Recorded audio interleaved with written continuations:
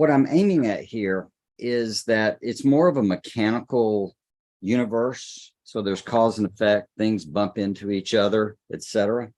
And if you understand this, it's really going to help you with your homeschool and your homeschool practice, because it ties into your motivation. When I say mechanical, let me just explain. I want to give an illustration from the new variation, the COVID vaccine. I mean, not vaccine, excuse me, the COVID bug, the virus. So it's now in like Pyro or something like this after Omicron in the Greek alphabet.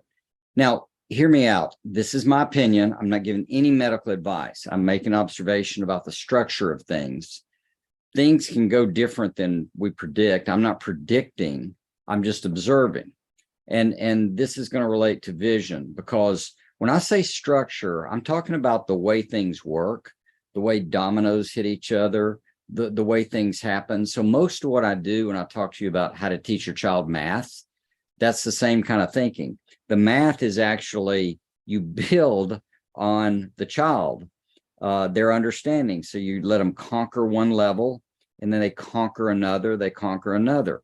When I talk about, hey, only let your child have a certain amount of time in the morning or whenever for a subject, and then stop. And then what they don't finish will be homework. Well, structurally, that motivates a child to complete it in the time allotted for its completion. These are all how it works. So when I talk about a virus, what we know and structurally think why it goes this way is that a virus is going to take dominance. So there are variations. So there are lots of variations of the COVID. There's a Delta and a this and all, you know. So each iteration of this actual virus is trying to take dominance over the others. Basically, one's going to dominate. And what causes dominance, that's the main one, is going to be very simply how contagious it is. So a virus wants to get more and more contagious, right? And it's, you know, for some reason I'm not hearing myself. Are y'all hearing me? I'm wondering if my hearing mechanism is a little messed up. If you hear me, we're happy. Just tell me you're hearing me. Yeah, I hear you well. Well, great. So maybe this is how it works. So it's got to be contagious, and the more contagious one would spread more. But also going into spreading more is going to be the symptoms. And so the symptoms have to get diminished. So you need less symptoms and more contagiousness. That's going to be the one that dominates. For example, one symptom is death. And if a virus kills its host that quick, it doesn't spread. If you feel really bad, you tend to lay down somewhere and you don't spread it. So all the structure of this, for whichever one becomes dominant, is going to be the one with the most symptoms, the least symptoms and the most contagion. The more contagious, less symptoms. So when something doesn't give symptoms for a few days, like chickenpox, something like that, that's why it's contagious, because you don't know it. So that's the game. And so when I look at this and I go, oh, we're all worried about, is the new virus going to destroy us? Well, the answer is it might evolve that way, but microevolution, but that's not normal. That's not how the structure works. If it gets dominant, it's going to be because it is more contagious than Omicron and or has lessened symptoms, so it can spread more. The people think they're fine and they're spreading it. Because if you want to think about it this way, the Omicron virus or the COVID virus wants to live, and this is how it does it. I say all that to get around to vision, okay? So it's not that I'm trying to enter into that discussion, but I am saying, look, when you think things through, you can relax about some things. You get stressed about the right things, but not stressed about the wrong things. And, we'll find out in the due course of time. Never mind that the population has had the disease and all the rest. Jody and I, as far as we know, have never had it. So I don't know what to do with that. But that's, maybe we have, I don't know.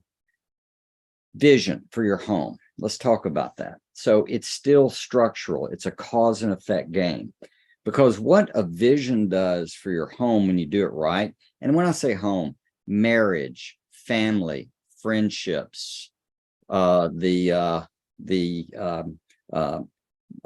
fall festival party you're planning. It doesn't matter really what it is. A conversation. All these things are dependent on you taking actions in the present.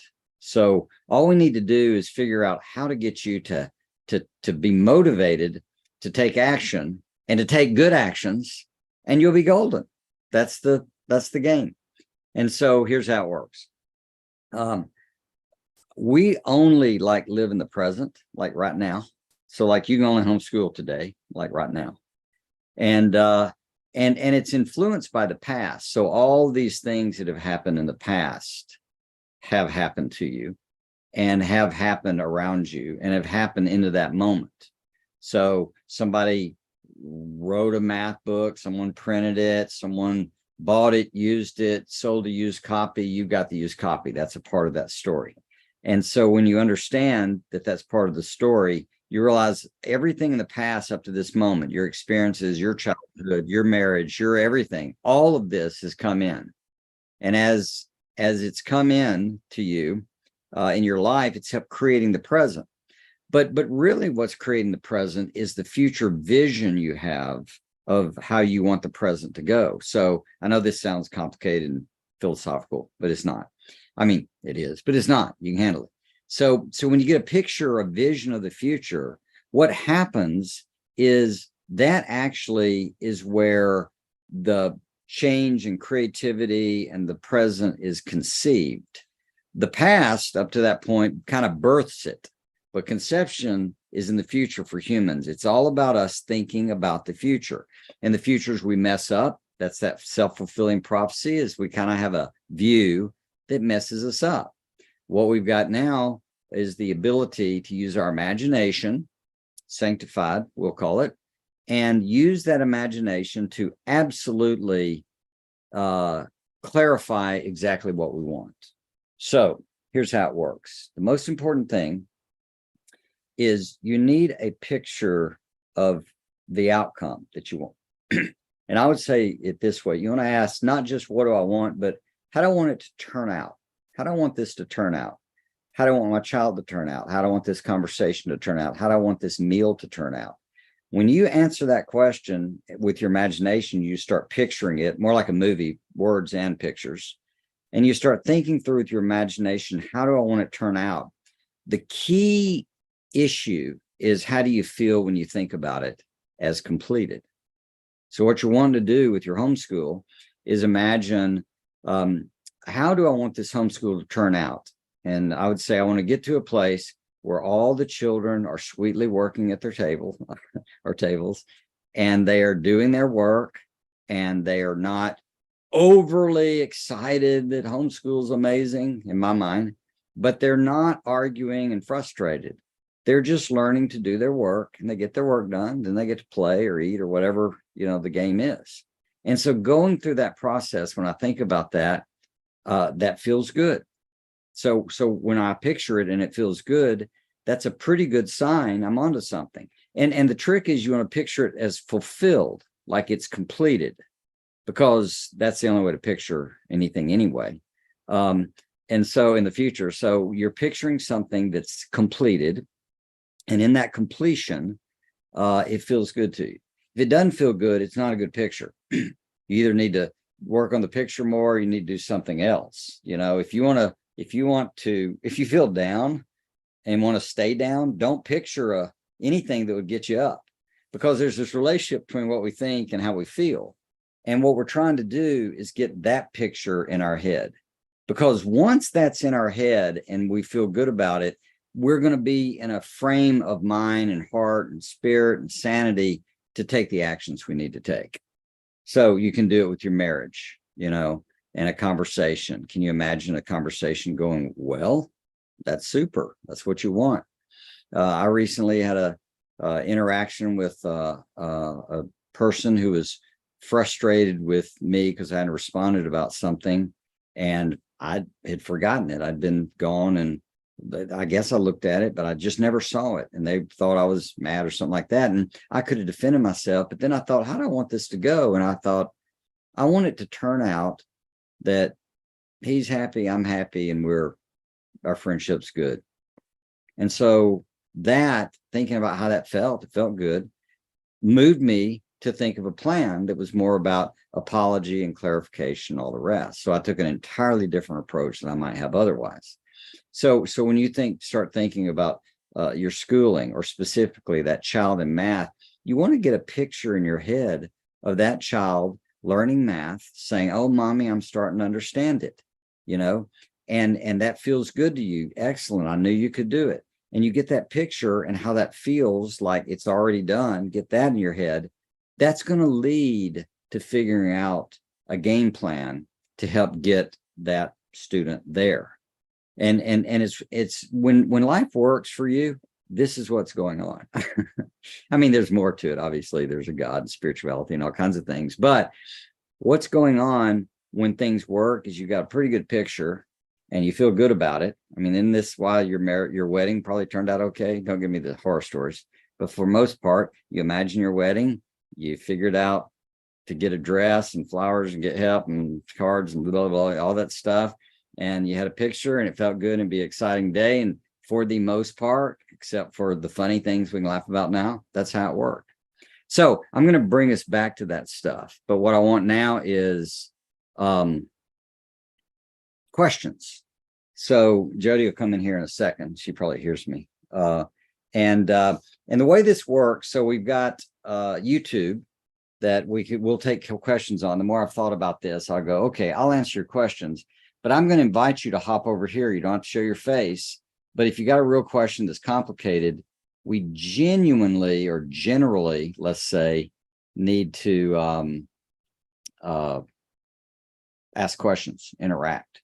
So if you type your questions in, I'm going to try to grab the invite.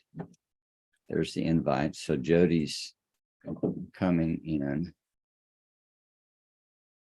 Copy link, invitation link. There we go. And so, are you here? So you can sit back as the screen works. Cannot minimize Zoom when you're recording this meeting. That would get you. Which way? Okay, I'm getting backwards here. I bet you'll figure it out. I need to come this way. Yep. So there you go. And love the long range thinking on this. Yeah. Well, and you've got to have the end game. So I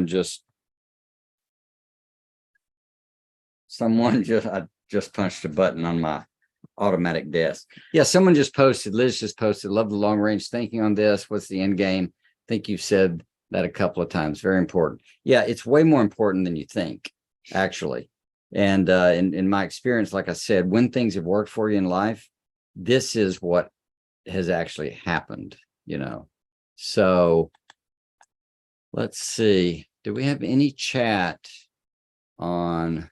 Let's do the pop out chat. Does that work? Is any chat happening on YouTube? Yes. Welcome to live chat. Let's see. Yes, I hear you. Thank you. Awesome. All right. So here's the link to Zoom if you would like it, but throw your questions out. So it could be about what we've talked about. It could be from the past. It could be one of the courses. It could be, it doesn't matter. I'm a big fan of them all, as it were.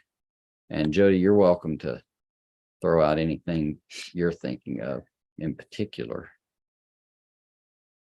Well, I know most everybody just started back with homeschooling. They've been in it for a few weeks. How's it going? So you want any adjustments you need to make? And yeah. Gotcha. Yeah. And we're looking right there. We've got a new setup camera here. Told everybody. So hopefully it makes us look at y'all a little better. That's the trick. Yeah. So how is homeschool doing? Generally what happens in homeschool is everybody's really busy and trying to figure everything out. and it's chaotic. Sometimes it's smooth, especially if, like us, you didn't take the summers off. That was just part of the trick. All right. So Liz adds, one of my children has a hard time enduring through the stuff that doesn't come easy to her. Okay. That's excellent. You can come more to the middle if you want to. Just make sure on the screen. So she cries, leaves the room, has a good natural aptitude for math, and doesn't care for the struggle of learning something new. Cries and leaves the room. Trying to teach her to love the struggle. How can we get our kids, or should we get them, to have a vision for themselves too?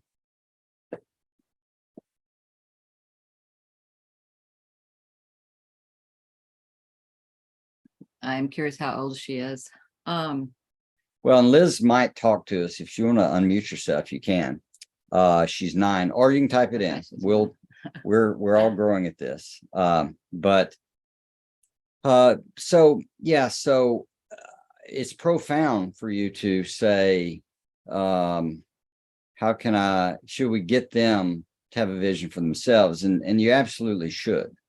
I mean, the Stoics and Christianity and really everything, just about every philosophy or way of thinking has some idea of wanting, if it's virtue oriented, of trying to get yourself to a certain place.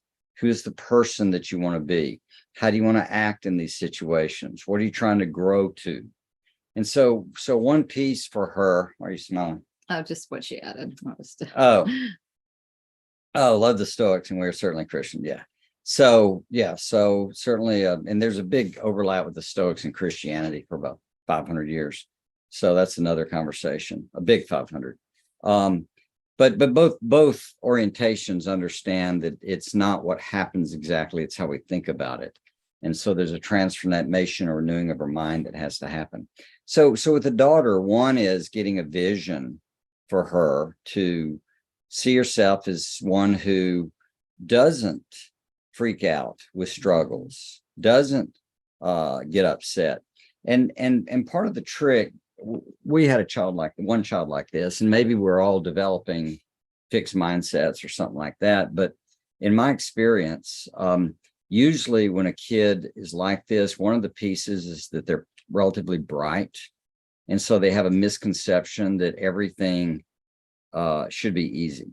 And if it's not easy, then it kind of implies they must be dumb or it's not worth it. They can rationalize it one of two glorious ways. And so getting them to have a vision, one of the things we do or did is we would try to think of phrases or sayings so we could remind them of these, like, you'll never be like the people you don't hang around. So we talked about the importance of friendships, and we'd use that phrase. With this one, the phrase that we use commonly was, everything's hard before it's easy, but it's easy once you know how.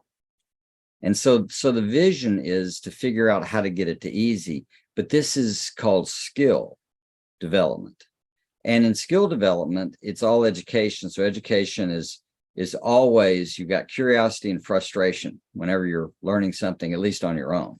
And so for these kids, what we're trying to teach them is, look, everything's hard before it's easy, but it's easy once you know how. That's proverbial. That doesn't mean it's always exactly true, but it means that's how it goes. That's how you'd bet. And so it's everything's hard before it's easy, but it's easy once you know how. Explains that education, the way I understand it, is about skill development. And so in skill development, you are actually thinking a different way about education. It's not about knowledge, knowing stuff. That's fine. But it's acquiring the skill to know stuff and know stuff and know stuff. Yeah, I think, and you've talked recently about there, I'll just move. Rewarding the progress. We're not going for perfection. We're progressing. How much, compared to, have you learned something new today? Not have you arrived? Is, I think, important. And then, the fixed mindset and the growth mindset. Well, that's all. Yeah, that's all for them. And that's a good point. So a really good point.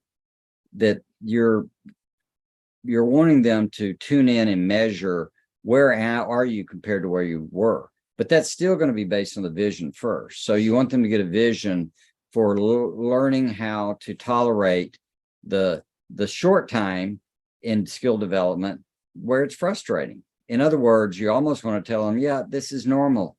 This is how we all feel, until we figure out that failure and struggle and stuff is how it goes. And here's a story I'd tell your daughter. When you were a year old or 9 months or 14 months or whatever it was, you started, you'd been crawling for a while, but you decided you wanted to start walking. And when you started walking, you were like, you'd push this little table we had around, and that was really fun. But then one day you reached out away from the table to come towards me, and you fell. And then you said, I'm not going to try this anymore because it's too hard. And you crawled off to your room and never learned to walk. Oh, wait, whoa. No, I'm sorry. That's not the story. That's how the story would have gone if you were thinking like you are now. But back then, you were a little bit more teachable about walking because you really just wanted to learn to walk. And so what you did is you fell, and we'd say, good bounce. You'd bounce up. And you try again, and you kept doing it more and more. And then you got to where you could walk, but you kind of toddled. In fact, we called you a toddler. And as you toddled around, you got a little better and a little better, always constantly improving. But you didn't start out knowing how to do it, because it's walking for you is easy now, isn't it? Everything's hard before it's easy, but it's easy once you know how. And that's going to be true of math, art, music, relationships, logic, I don't care, your prayer life, water skiing, just name it. Very true. Yeah, so let's see what Love we got it. here. All right, so we'll get to that one in a second. Liz said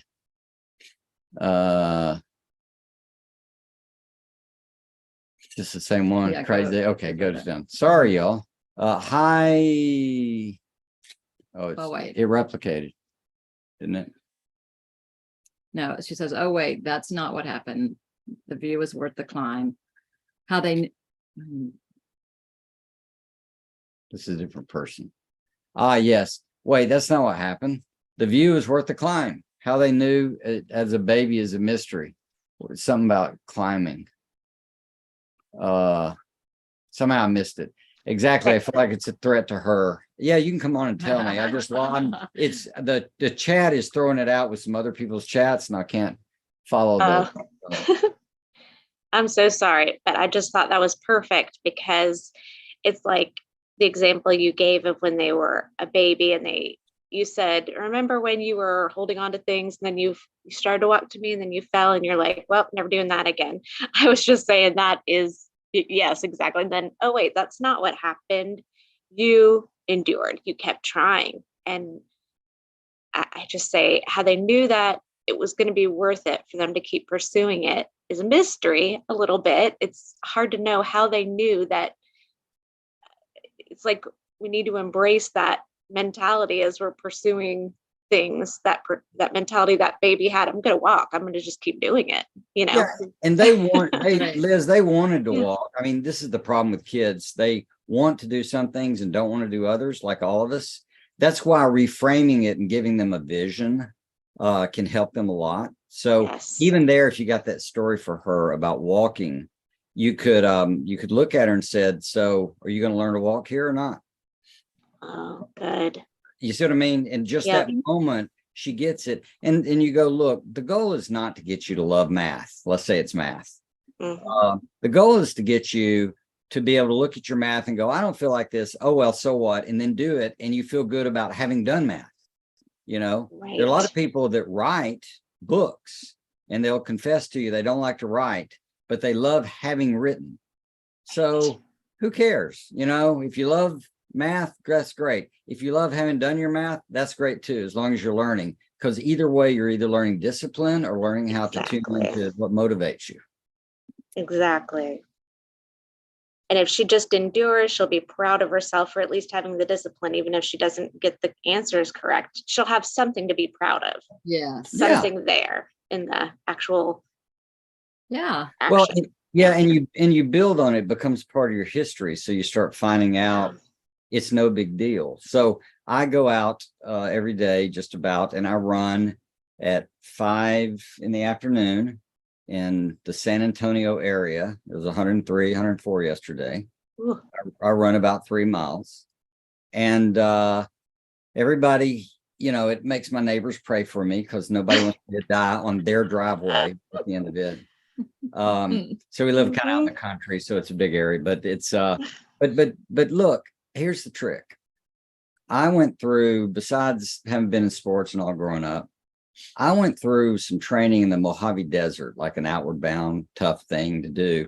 And I survived 115 and doing a lot of physically tough things. And so I look at it and I go, what's 104? That's just nothing.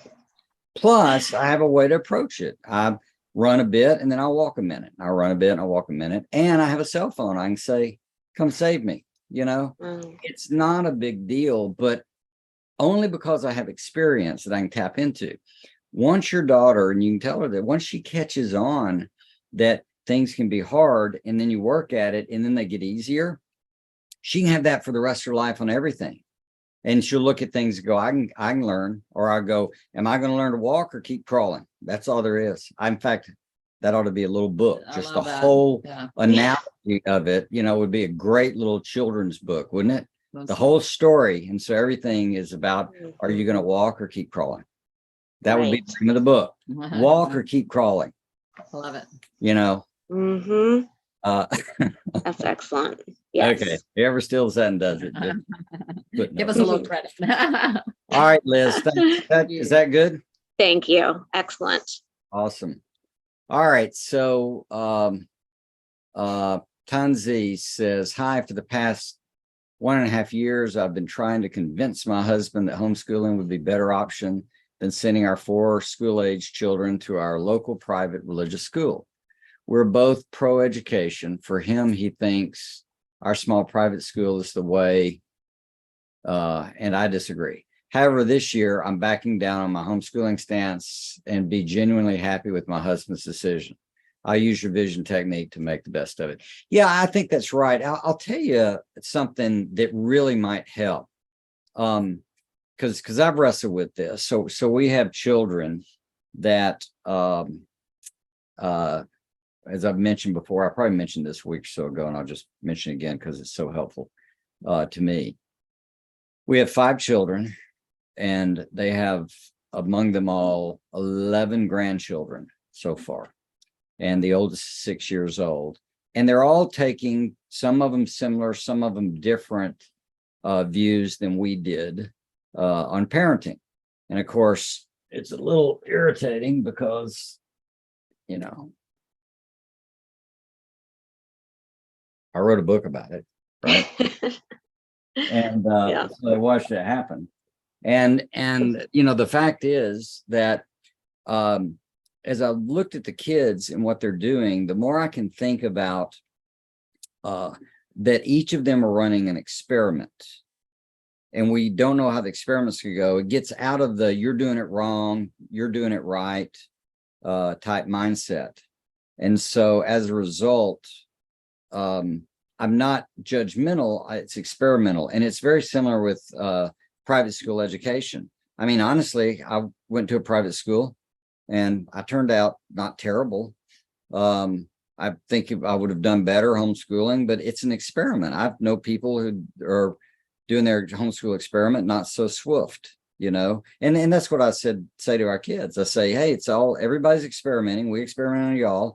But you want to stop mass every now and then. How's the experiment going? So when Tanzi says, I'm going to use the vision to make the best of it, I think that's right. You want to get a vision for teaming up, respect your husband, seeing how it goes. Hopefully your vision is going to be the kids are learning. They are upbeat, what goes on is what will they gain, what will they miss, and you can picture that stuff too, about if it feels good that they'll have some friends and some accountability, etc. May free you up to do some things in your own life, education, ministry, little babies at home, I don't know. But all those things, that as long as when you think about it happening you feel good about, you're going to be fine. What you want to do, I think, with your husband is, let's just figure out what's best to grow. You said pro education. Let's grow our kids, whatever's best. What you don't want to do is make homeschooling the answer for problems. You want homeschooling to be a good thing to do, not not bad thing to do, right? So working on your vision for your homeschool, or working on your vision for your private school. I'm personally for all education. I mean, if it works, I'm a fan. And I was involved in helping start a private school, and I've been mentoring the director of a large Christian private school here. And I want it to work. I want good values. I want to learn. I'm convinced that, the way we approached education was a good thing and did well. Some of our kids won't, some will, but it's their experiment. That's all I'm getting at. It's truly all I'm getting at. You can towards me a little bit. Sure. All right. What's next? Let's see. Yep. Sarah says, thanks for your videos. Been catching on YouTube. First time with you on Zoom. Sarah, so good to be here. If you have a question, you're welcome to type it in or unmute yourself and throw it at us. Be brave like Liz. Yeah, there are no dumb questions. There are only unanswerable ones. I just made that up. I'm baby stepping and doing the voice. Thank you. Could I ask a question? Sure. Here. I get a little overwhelmed with all the options for curriculum and things like that, but I feel like I know written a couple books and you have online education courses. Where should we start I want to look into your information? Well, yeah, it depends on what you're trying to actually get to with your kids. So you begin with the end in mind. What is it that you want? Sorry, my OCD is kicking in. So it depends on what you want. So if you're wanting, some people are wanting to grow like creativity or skills or technical skills, etc. We tend to focus on the basics of academics, so reading, writing, and arithmetic, and for specific reasons, because once you can read, you can actually access, great minds and the great thoughts of the world. Plus, it comes in handy with lots of things that happen online, information, news, further education, etc. But it's the language, that we're using, and it's the means of grabbing information. So there's that. Math teaches absolutes. It's the language of science. And so for any STEM stuff, that sets them up for that option. And writing uniquely helps us communicate one with another. So there's what they call the rhetoric stage in classical thinking. And the writing also forces us to think clearer. So when you write something and look at it, you're getting immediate feedback and goes, "Oh, what I'm trying to say, does that make sense?" And so it really improves your thinking.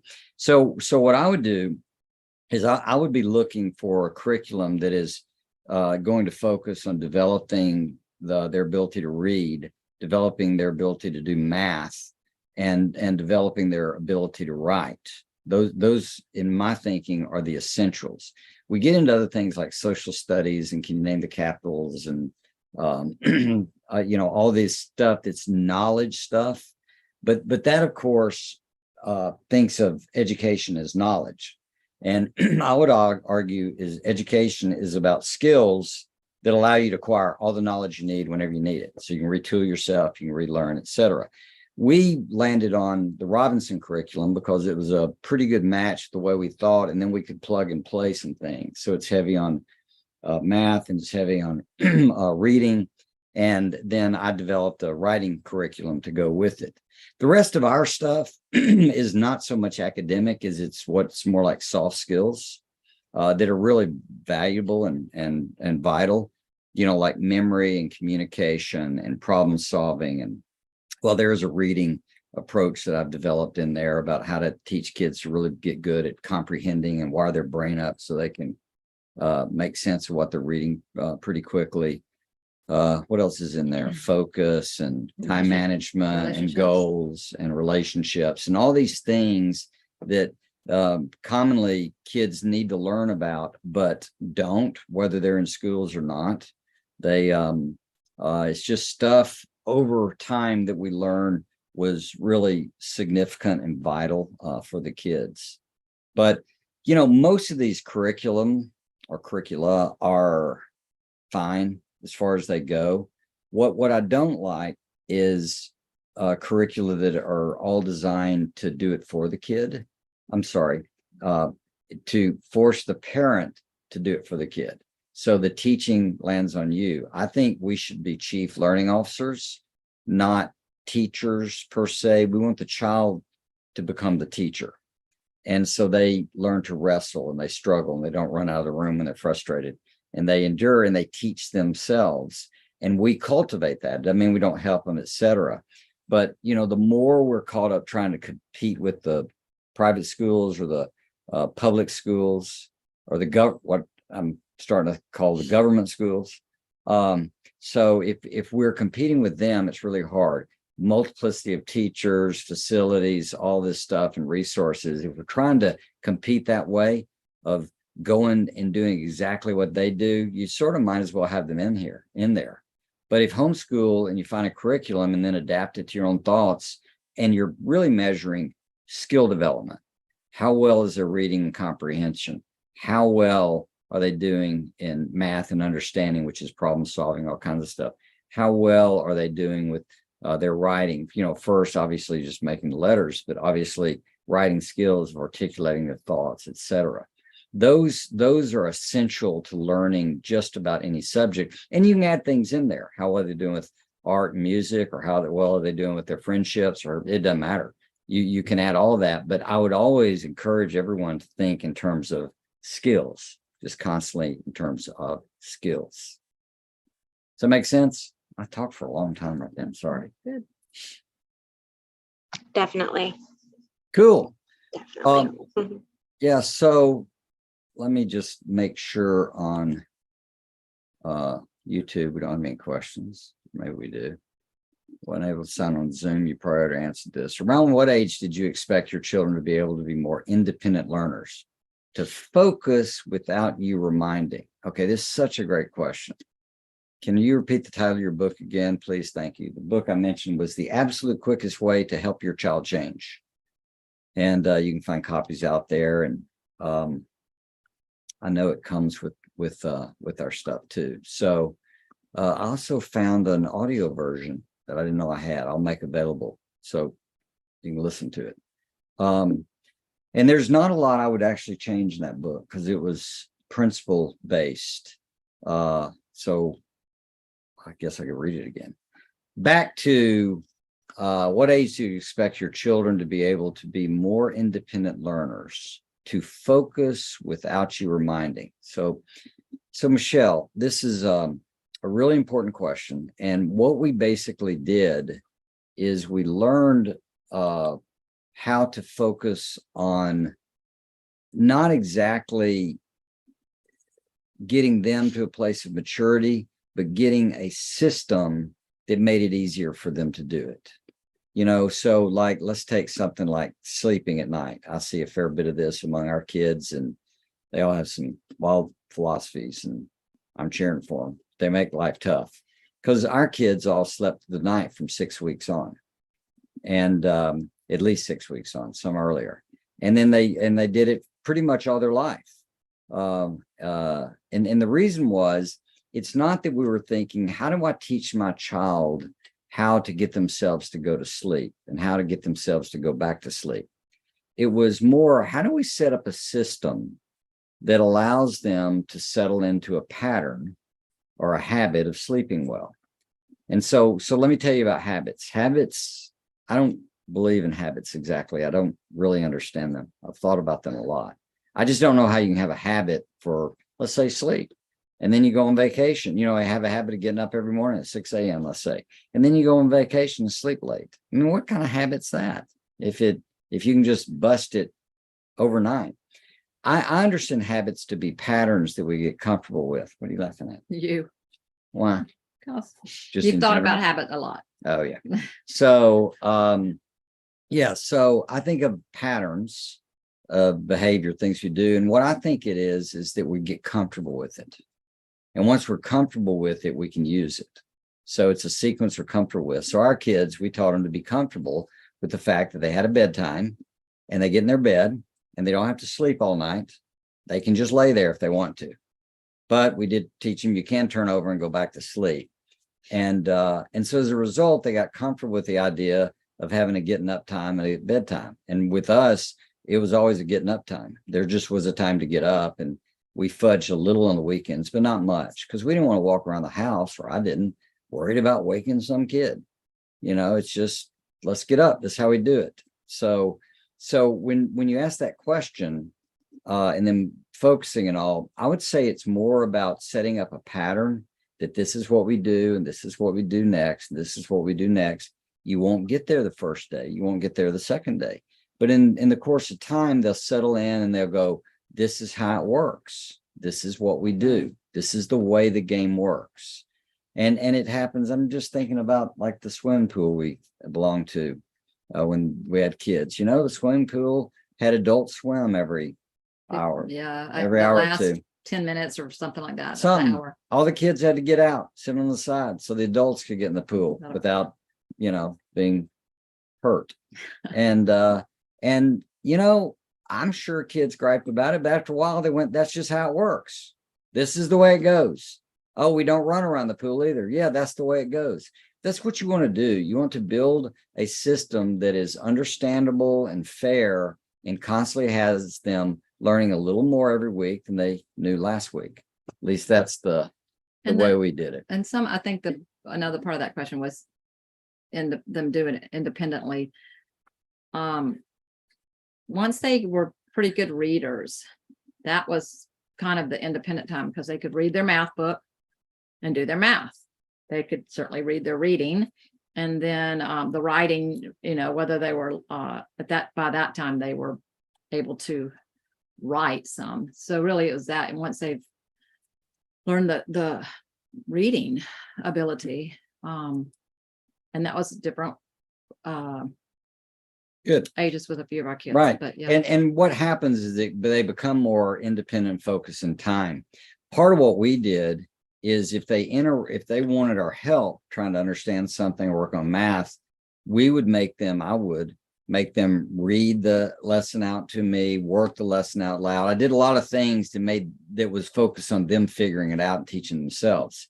And after a while, the kids, as they age, when I don't have time to teach this old man math too, I might as well just teach myself. And that was kind of what I was going for. How much time should be spent homeschooling a kindergartner within a day?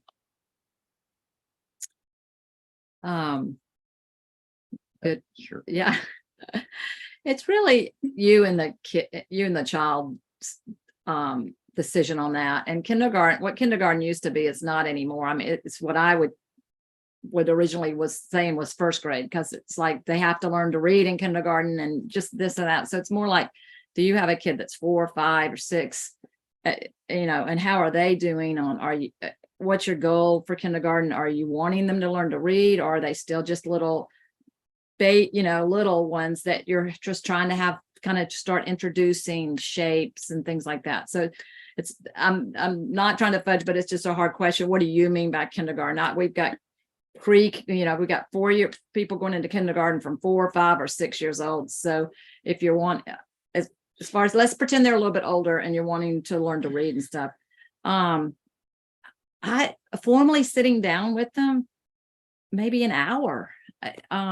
Maybe me, just because of our different kids and different ages, it would be more split up. Like I have 15 minutes here to do this with that child, maybe later 15 more minutes. but it's not going to be long, and because it's going to be life, you're doing life with them, and that's where they're learning at that age, playing and imagining and just life stuff. Okay. So some Jody said, I mean, she somewhat fell into the trap.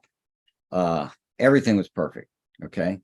But she's still saying there's a time. And what you want to start with is what she started out with is what's your vision for it? What's your vision for kindergarten? Well, I would say, what's your vision for the child? You know, what do you want them to know by the time they're doing first grade? And that actually will inform how much time you need to spend, you know? So yeah, what are you doing? Are they learning to help out? Is it character stuff? Is it shapes and colors? And the colors are probably done by then. Is it learning some phonics? Is it learning to read? I wouldn't fool with numbers that much, besides what's natural, just and what I know about numbers. There's not a correlation to early knowing your numbers and doing well later. There's a mind readiness for it. But that's another question. But getting in your mind what you're looking for with that child, because some kids may be quicker than others, you know. With ours, they work puzzles. With ours, Jody would read books and do narration. So she'd read a little bit of a book and then stop and have somebody say something. It could be the same with the kindergarten. Kindergartners, to some degree, you're still reading just to them. I mean, that's just some of the day. And there's a huge difference in a kindergartner at the beginning, you know, the first half of the year and the second half of the year. There's just a huge leap. True. At those ages. Y'all all know that. So, but the fact is, you're going to be fine. You know, however you do it. I mean, there's so much learning going on that's just in the day.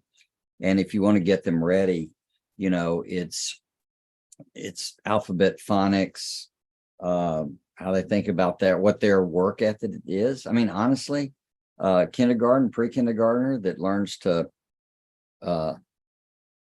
wash the baseboards. We used to have the little ones spray and wash. Everybody had chores, and so they didn't have anything really they were good at doing, but they could do that. And once they learn to go to disengage and just say, this is something we all do. I don't have to have an opinion about how great or wonderful this is. It's something we do, you know. Oh, there's an adult swim, that kind of thing. By the way, you want to say something? No. There's a chores question, conveniently. When did you have children do chores, Sarah asked. There's so much to do every day. I feel like we get sidetracked from school and it gets pushed back later and later. And then when you include meals, the little kids being distraction, we have 5 kids. Our baby just turned a month. So we're in the baby steps of getting back to normal routine for taking a month off. We had 5 kids and I think, you know, are smelling what you're stepping in.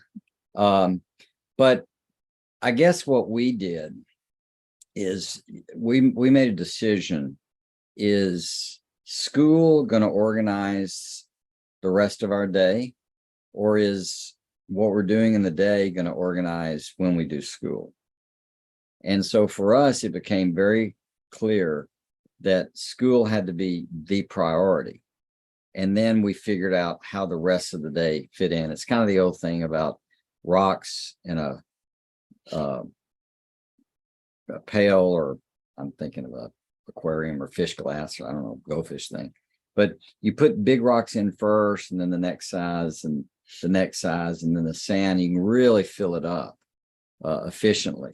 So if you do it some other way and bounce around, it doesn't work well. So the big rocks are, what is it that's going to organize what we're doing? And for us, it became very clear that we start school at 7. We're done by 12:30. That include some exercise in there, whatever. We would mix that up. Some days we might not do school, or we'd do something and replace. I might teach something, they don't do reading, or they might go on a field trip, a museum trip, or something like that. But it still largely was in the school category, you know. So if we're going to go to the museum, we're not trying to do necessarily school and the museum, but we want to be a special day for them, which is, let's go to the museum early, do lunch, play, then you have your afternoon. So we wanted to stay on pattern as best we could every day.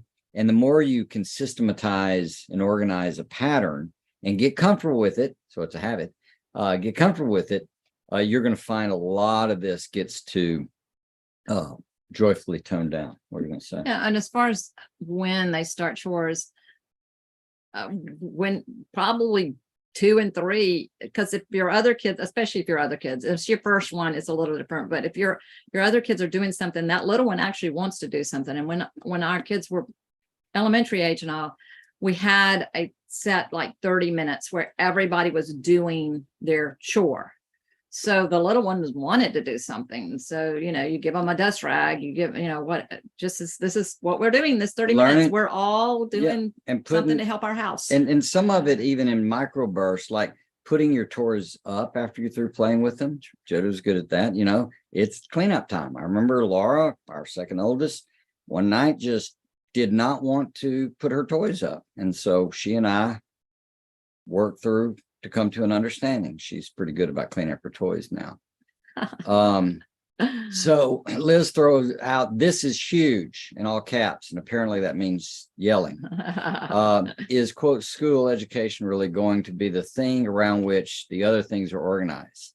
And this is what I'd like the priority to be in our home. Need to start having my actions support this better. We've too often let other things dictate whether or not we do things." Yeah. So yeah, it is huge, and it's everywhere. So you want to think through. There's going to always be something that's kind of the organizing principle, and the other things fit it. And it's everywhere. It's literally everywhere. So even if you want to go out to dinner and have a nice evening, you're gonna want to ask: is the environment more important than the food, or is the food more important than the environment? Because some people will go eat, the best street tacos on a pretty bad street. And that's because the food's great. Other people, the food's okay, but hey, the environment, is great. We overlook, some scenery or at the beach or something like that. So almost in everything in life, it's that way. There's a hierarchy. And when you understand that, it can organize everything. So what's the first thing and the next? And so with school, like we're saying, your homeschool and your home life is going to work in 2 different ways. If it's all about the chores, and maybe you're on a farm and have animals and all the rest, and it might be, I don't know, but it's your homeschooling is going to look different if it's about the chores more than the schooling. If it's about the school more than it's going to organize itself in a different way. And so I would encourage you to think that through. And what we found was setting aside, we're doing school on a regular, ongoing basis. Doesn't mean we can't cancel, move around, juggle occasionally. But for the most part, we would never say we're going to do school in the afternoon. We do school in the morning. And if we're not going to do school that day, we're not doing it that day, and let's figure out why. So it could be the afternoon, whatever else, but we just found that the kids were motivated to get up, get school over with, so they could go and do the more fun things, Yeah, and the kids, they really do like the routine. It's a comfort to them to know this is what we do pretty much every day. This is how we do it. This is the rhythm of our home. Especially as they get comfortable with it. And just accept this is how it goes. Like I said, I wanted the kids to look at math and go, I don't feel like doing this. Oh, well, and then do it, because then they're going to be a good employee. They're going to do fine in most everything they do. There's the game. Someone put up here, I have this, I don't want to be useless mentality. What is it? Much time to spend at homeschool and kindergarten. What would be the best course you have that will help me as an adult to not hold on to what I learned when I obtained my education degree? Ooh, that's a good question. Because Jody wrestled through that too with her education degree. And what's going to actually convince you is experience. So once you start seeing they can learn without you having to teach them, that'll convince you, basically. So the greater part of courage is having done it before. So you need that experience. I would say the how to homeschool in 30 minutes a day. If you can learn about systems and start setting them up, you'll quickly start seeing some fruit from that. So I'd say that's probably the best one. My son's 5. I don't want it to be a useless mentality, but I don't want to be like public school teacher to my kids. They use Robinson curriculum. We do homeschool, but I find myself going into school teacher mode more often than I like. Everything goes by the book. Yeah. So I totally get where you're coming from. And like I said, the more you set up a system, like a sleep system is a good example. You have a bedtime and you have getting up time, and we're going to stick to it, because if you'll do that, the body will get comfortable with that habit. And so that's the game. But you get up at the same time. You go in your bed at the same time. You don't have to sleep. You can just lay there the way we did it. But when you run that routine, you don't have to teach the kid to sleep. You don't have to lay down with the kid for an hour to get them to go to sleep, like apparently it's common these days, because they teach themselves. So you as a teacher, what I would say you're wanting to do as a teacher, a homeschool teacher, is you want to, as much as you can, engage in asking them questions so they figure it out. So I'd say when they can't figure it out, teach them. But if they can figure it out, like they don't know, what does this word mean? Johnny, let me just pick a word. Johnny galloped into the middle of the field. What does that mean? Well, you could ask him, well, what does it sound like? What do you think he was doing? Where was he before and where did he get to? Well, he was on the side of the field and he got in the middle of the field, right? So what did he do? Well, I guess he walked, or, they didn't say walked. He ran, probably. So it's something to do with some kind of running that's a special kind. And they figured enough of that out. And you can say that's what they say horses do. They gallop. It's a certain type of run has some drama to it, some horse drama to it, and they get in. And so they're engaged in learning process. And so I just say, try to invite them to figure it out. And when they hit a wall, give them a chance, right?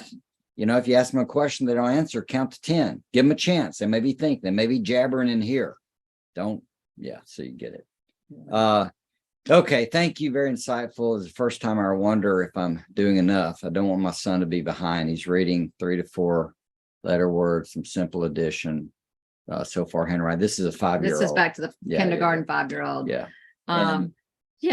He is probably doing fantastic, and you're probably doing fantastic. And it really is more, hey, if he's just an eager beaver and is enjoying what you're doing and y'all are loving what it is, go for it. If he's like other little boys that might be, oh, really, do I have to do this? Then go slow, and then you can speed up later. Yeah. And also, if you look at your child, wherever they are, and you just want to improve, consistent improvement, that's going to get you somewhere. You don't have to say, is he there? Think more like, where is he? And how do we get him to move along? And Scott Adams, someone says systems over goals. Scott Adams, you say that makes so very much sense. And I'm very familiar with Scott. He and I think similar on some weird things, as Jody would tell you. But systems over goals is right, except he's not entirely clear on the fact that you still have to have a goal to build a system. So what you're doing, and we do it in the 30-minute course, I show you, you need a goal, then you're going to build a system. You're going to move the goal to the output over on the other side. And then your system's the goal, which is what he's trying to say. So I get it. All right. It was loads of fun. Hope you all have a great weekend. Hope this was helpful. Please subscribe to the YouTube channel if you hadn't done that. Go to independenthomeschool.com and get our free stuff, and you'll be on our mailing list, so you'll get reminders about this stuff. And tell a friend. We're trying to educate some people that can fix the mess we're in. Yeah. Hope you'll join us. Thanks, everybody.